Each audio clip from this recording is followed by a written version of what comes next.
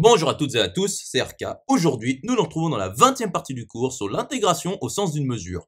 Donc aujourd'hui, nous allons nous intéresser au théorème de la convergence de Lebesgue presque partout. Rentrons alors dans le vif du sujet.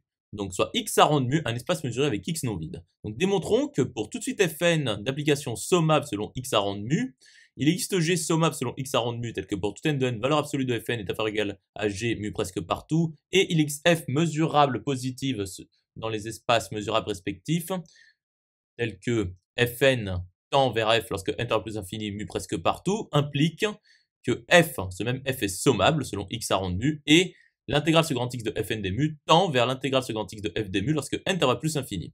Donc soit fn, une suite d'applications sommables selon x rond de mu, telles que il existe g sommable selon x rond de mu, tel que pour tout n de n, valeur absolue de fn est inférieure ou égale à g mu presque partout, et il existe f mesurable positif selon les espaces mesurables respectifs, tels que fn tend vers f lorsque n tend à plus infini, mu presque partout.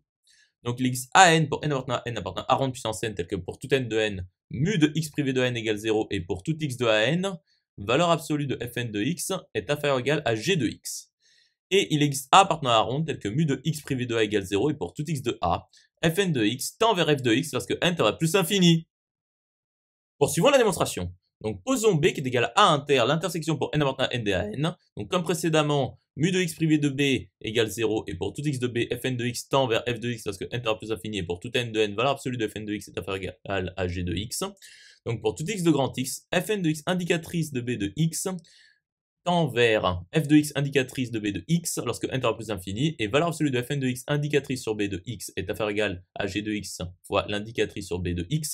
Donc par le théorème de convergence dominée, l'intégrale sur grand x de fn indicatrice sur b des mu tend vers l'intégrale sur grand x de f fois l'indicatrice sur b des mu lorsque n tend à plus infini, c'est-à-dire l'intégrale sur grand x de fn des mu tend vers l'intégrale sur grand x de f des mu lorsque n tend à plus l'infini.